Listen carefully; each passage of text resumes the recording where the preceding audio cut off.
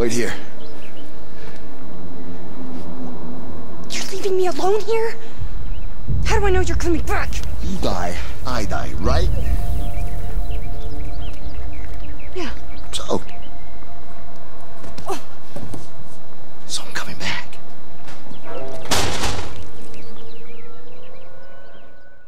Hi, I'm Rob Cram, and today we're taking a look at Ninja Theory's action-adventure game Enslaved Odyssey to the West, which has just been released on Steam, having already appeared on consoles in 2010.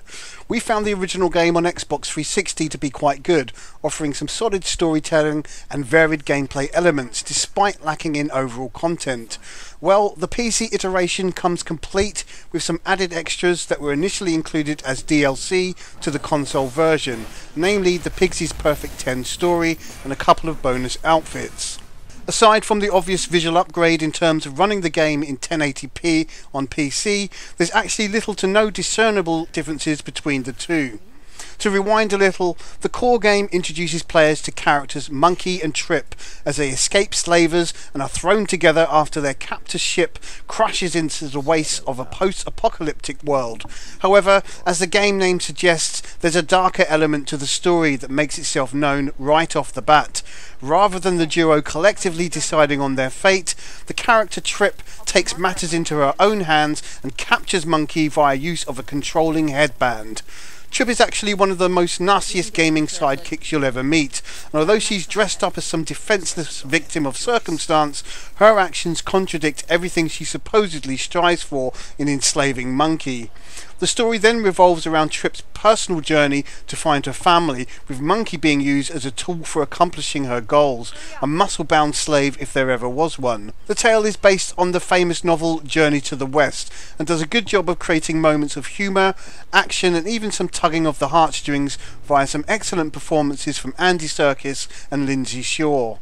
Story aside, the gameplay offers a neat mix of combat, platforming and puzzles which work well in context of the characters getting from A to B. However, the execution on PC leaves little to be desired, and right out of the gate there are immediate problems. Gameplay wise, there are issues with invisible walls, very linear pathways and often the character getting stuck on edges. When the game works, there's some good fluidity of movement, but the odd moments where it fails is quite jarring. What is perhaps unforgiving is the fact that these issues weren't fixed from the original version. There are also problems with the camera, where on occasion a fixed perspective is used, which again makes for confusing moments as perspectives shift in a blink of an eye. These really do impact the flow of the gameplay, making a mess of things rather than being the smooth transitions they should be. For gamers playing with a mouse and keyboard, there are problems here also, and it just feels like the game is designed to be played with a controller. If you've not got one, then be prepared for some horrible mouse implementation which will have you wrestling constantly with the camera. Controls aside, players will find the game pretty easy to navigate, although some puzzles require a bit more thought than others. The combination of puzzle and action does work, but at times the pacing feels a little off, as one moment you're smashing up mechs enemies with glee, and the next trying to work out which object to jump to for progression.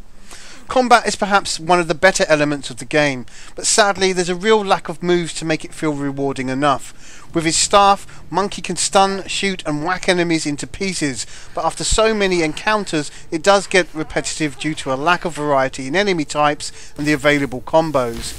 Boss characters are thrown into the mix to spice things up, but once a desired method of dispatch is found, they become less threatening, especially as they make several appearances. To sum up Enslaved's gameplay would be to suggest it's an apprentice of many and master of none. That said, it is inaccessible and pretty much anyone will be able to jump in and be quite formidable. Monkey can upgrade his basic abilities and add some new elements by collecting orbs and spending the gained points, but this simply makes the game easier. That said, there are moments where the game does up the challenge a bit, but there are issues with cheap deaths being attributed to poor game design rather than complexity of gameplay. Enslaved right out of the box is a broken mess in terms of its visuals, with no options in the menu to fiddle with the graphics, which should be a standard for a PC game. The resulting look of the game is bordering on terrible. Ninja Theory have employed a number of really cool effects which are exposed even more in this PC version.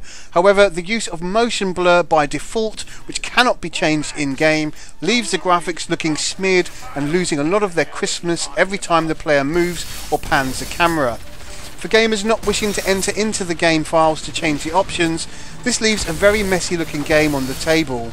Evidence of the game merely being a console port is clear in terms of the low resolution textures used throughout, although in some ways the art style makes up for it. Having removed the motion blur and fiddled with some of the other options, the game shines through and looks pretty stunning on occasion as Monkey and Trip travel through what looks like a dilapidated New York. These fine moments are a joy to behold, but sadly the game throws players into some dull and lifeless areas as well, and by the last few chapters begins to drag a little and lose its finesse. Audio is perhaps the most accomplished part of the game, with quality performances all round, coupled with some great cinematic moments during the cutscenes where Trip and Monkey add some much needed personality. The music is also excellent and complements the narrative perfectly with its orchestral score, which rises to meet the action-orientated occasion when needed.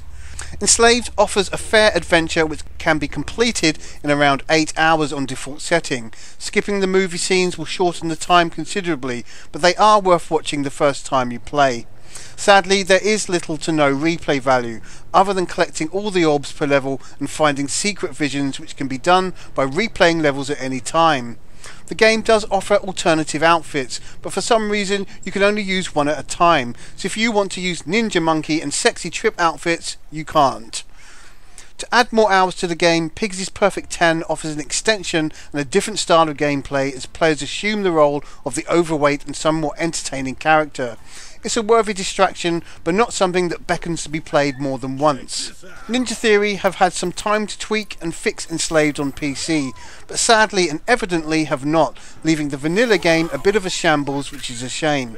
If you have a controller and mess with the game files, then there's a decent game here that's well worth playing, especially for the asking price, but as it stands, Enslaved doesn't possess the kind of polish or user interface expected from today's games, and therefore scores less than its console cousin.